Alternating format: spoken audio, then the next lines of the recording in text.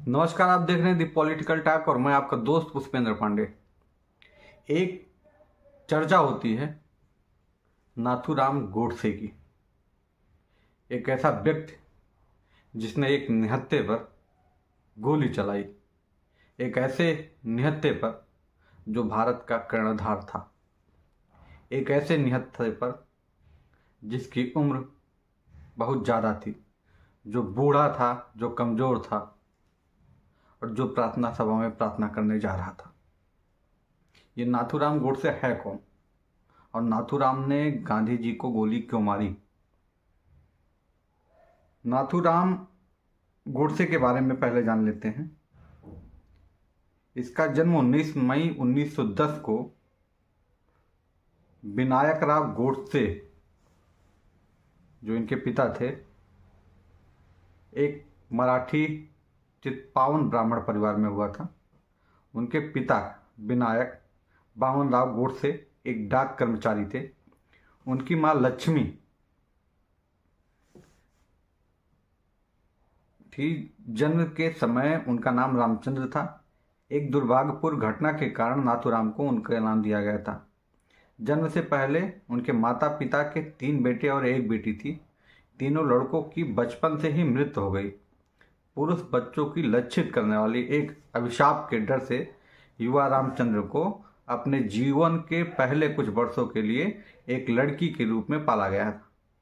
उसकी नाक छेदी हुई थी और नाक अंगूठी पहनने के लिए बनाई गई थी। इसी कारण से उन्हें नाथूराम उपनाम अर्जित करना पड़ा। अपने छोटे भाई के पैदा होने के बाद उन्हें एक लड़के के रूप में देखा जाने लगा। गोडसे ने 5वें स्तर के माध्यम से बारामती में स्थानीय स्कूल में भाग लिया, जिसके बाद उन्हें पुणे में एक चाची के साथ रहने के लिए भेजा गया ताकि वो अंग्रेजी भाषा के स्कूल में पढ़ सके। गोडसे हाई स्कूल से बाहर हो गया और हिंदू राष्ट्रवादी संगठनों, राष्ट्रीय स्वयंसेवक संघ और हिंदू महासभा के साथ एक कार्यकर्ता बन गया। हालांकि उसकी सदस्यता की सही तारीख अनिश्चित है। गोडसे 1932 में एक संघी के रूप में सांगली में आरएसएस में शामिल हुआ और एक साथ दोनों दक्षिणीय संगठन में हिंदू महासभा के सदस्य बन गया। वह अपने विचारों को प्रचारित करने के लिए अक्सर अखबारों में एक लेख लिखता था। इस दौरान गोडसे और एमएस गोलवलकर, जो बाद में आरएसएस प्रमुख बने थे, अक्सर एक साथ काम करते थे और उन्होंने बाबा राज सावरकर की पुस्तक राष्ट्र मीमांसा का अंग्रेजी अनुवाद किया।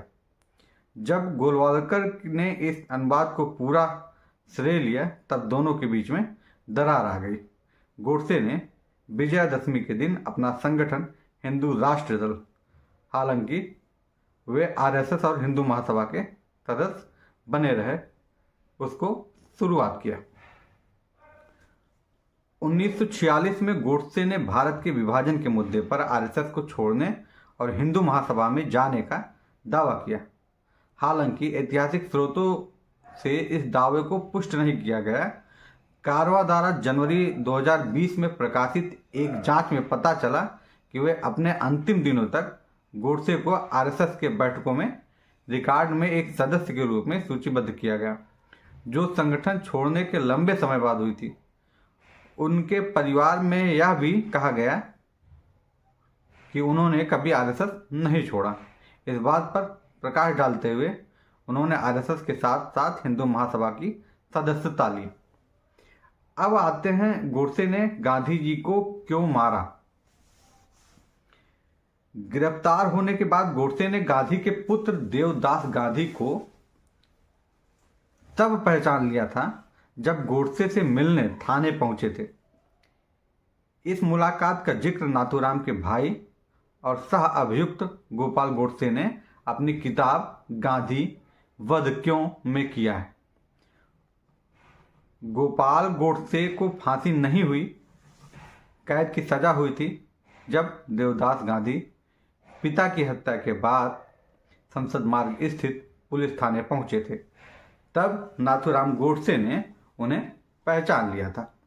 गोपाल गोडसे ने अपनी किताब में लिखा है, देवदास शायद इस उम्मीद में आए होंगे कि उन्हें कोई विवश चेहरे वाला गांधी के खून का प्यासा कातिल नजर आएगा, लेकिन नाथूराम सहज और सौम्य थे। उनकी आत्मा विश्वास बना हुआ था। देवदास ने जैसा सोचा था उसके एकदम उल्टा था। निश्चित तौर पर हम ये नहीं जानते कि वाकई में ऐसा रहा होगा। देवदास से मुलाकात करने के बाद नाथूराम ने देवदास गांधी से कहा, मैं नाथूराम विनायक गोडसे हूँ, हिंदी अखबार हिंदू राष्ट्र का संपादक भी। मैं भी वहाँ था। आज तुमने अपने पिता को खोया है।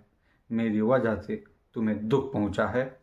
तुम पर और तुम्हारे परिवार पर जो दुख पहुँचा है इसका मुझे बहुत बड़ा दुख है। कृपया मेरा यकीन करो, मैंने यह काम किसी व्यक्तिगत रंजिश के चलते नहीं किया है। ना तो मुझे तुमसे कोई द्वेष है और ना ही कोई खराब भावना। देवदास ने तब पूछा, तब तुमने ऐसा किया ही क्यों? जवाब में नाथूराम ने कहा, केवल और केवल राजनीतिक वजह से। नाथूराम ने देवदास से अपना पक्ष रखने के लिए समय मांगा, लेकिन पुलिस ने उसे ऐसा नहीं करने दिया। अदालत में नाथूराम ने अपना वक्तव्य रखा था, जिस पर अदालत ने पाबंदी लगा दी। गोपाल गोडसे ने अपनी पुस्तक अनुच्छेद में नाथूराम की वसीयत का जिक्र किया है, जिसकी अंतिम पंक्ति है, अगर सरकार अदालत में दिए मेरे बयान पर से पाबंदी हटा लेती है, ऐसा जब भी हो, मैं तुम्हें उसे प्रकाशित करने के लिए अधिकृत करता हूँ। अदालत ने गोडसे का बयान क्या था, ऐसा फिर नाथूराम के वक्तव्य में आखिर क्या है, उसमें नाथूराम ने इस पहलुओं का जिक्र किया था। पहली बात, वह गांधी का सम्मान करता था। उसने कहा, वीर सावरकर और गांधी जी ने जो लिखा है या बोला है उसे मैंने भी गंभीरता से पढ़ा है। मेरे विचार से पिछले 30 सालों के दौरान इन दोनों ने भारतीय लोगों के विचार और कार्य पर जितना असर डाला है उतना ही और किसी चीज़ से नहीं हुआ है। दूसरी बात जो नाथूराम ने कहा, इनको पढ़ने और सोचने के बाद मेरा यकीन इस बात में हुआ कि मेरा पहला दायित्व हिंदुत्व का है और हिंदुओं के लिए है। एक देशभक्त और विश्व नागरिक होने के नाते 30 करोड़ हिंदू की स्वतंत्रता और हितों की रक्षा अपने आप में पूरे भारत की रक्षा होगी। जहां दुनिया का प्रत्येक 5वां शख्स रहता है, इस सोच ने मुझे हिंदू संगठनों की विचारधारा और कार्यक्रम के नज़दीक किया। मेरे विचार से यही विचारधारा हिंदुस्तान को आज़ादी दिला सकती है और उसे कायम रख सकती है। इस नज़रिए के बाद नाथूराम ने गांधी के बारे में सोचा कि 32 साल तक विचारों में उत्तेजना भरने वाले गांधी ने जब मुस्लिमों के पक्ष में अपना अंतिम उपवास रखा तो मैं इस नतीजे पर पहुंच गया कि गांधी के अस्तित्व को तुरंत खत्म कर देना होगा। गांधी ने दक्षिण अफ्रीका में भारतीय समुदाय के लोगों को हक दिलाने की दिशा में शानदार काम किया था, लेकिन जब वे भारत आए तो उनकी मानसिकता कुछ इस तरह बन गई कि क्या सही है और क्या गलत, इसका फैसला लेने के लिए वे खुद को अंतिम जज मानने लगे। अगर देश को उनका नेतृत्व चाहिए तो उनकी अपराजेयता को स्वीकार करने जैसा था। अगर देश उनके नेतृत्व को स्वीकार नहीं करता तो वे कांग्रेस से अलग राह पर चलने लगते। महात्मा गांधी पर नाथूराम ने जो आरोप लगाया वो इस तरह से थे कि नाथूराम को गांधी की हत्या करने के लिए उकसाया गया था। नाथूराम ने भी कहा, इस सोच के साथ दो रास्ते नहीं हो सकता, या तो कांग्रेस को गांधी के लिए अपना रास्ता छोड़ना होता और गांधी की सारी सनक, सोच, दर्शन और नज़रियों को अपनाना होता, या फिर गांधी के बिना आगे बढ़ना होता। तीसरा आरोप ये था कि गांधी ने पाकिस्तान के निर्माण में मदद की थी। नाथूराम ने कहा, जब कांग्रेस के दिग्गज नेता गांधी की सहमत से देश के बंटवारे का फैसला कर रहे थे, उस देश का जिसे हम पूजते रहे हैं, मैं भीषण गुस्से में भरा रहा। व्यक्तिगत तौर पर किसी के प्रति मेरी कोई दुर्भावना नहीं है, लेकिन मैं कहना चाहता हूँ कि मैं मौजूदा सरकार का सम्मान नहीं करता, क्योंकि उनकी नीतियों मुस्लिमों के पक्ष में थी। लेकिन उसी वक्त मैं ये साफ देख रहा हूँ कि ये नीतियाँ केवल गांधी की मौजूदगी में चलते थे। नाथूराम के तर्कों के साथ समस्याएं थी। मसलन उसकी सोच थी कि गांधी देश के बंटवारे के प्रति उत्साहित थे, जबकि इतिहास के मुताबिक मामला बिल्कुल उल्टा था। उन्होंने कहा कि कांग्रेस में गांधी तानाशाह थे, लेकिन उन्होंने ये भी कहा कि कांग्रेस के अंदर अपनी बात मनवाने के लिए गांधी को भूख हड़ताल करनी पड़ती थी। किसी तानाशाह को आदेश देने के सिवा कुछ करने की जरूरत क्या होगी। गांधी के विचारधारा से नाथूराम की नफरत। नाथूराम ने गांधी के अंतिम भूख हड़ताल, जो उन्हें पाकिस्तान को फंड जारी करने से भारत के ऊपर सवाल उठाए, लेकिन यह उन्होंने तब किया जब भारत अपने ही वादे से पीछे हट रहा था। गांधी ने इस मौके पर देश को एक सही एवं उपयुक्त रास्ता दिखाया था। नाथूराम ने अदालत से जो भी कहा, तर्क के आधार पर उसे सहमत नहीं हुआ जा सकता था। यह देवदास को दिए बयान से उलट है। केवल राजनीति के चलते उसने गांधी की हत्या नहीं की थी।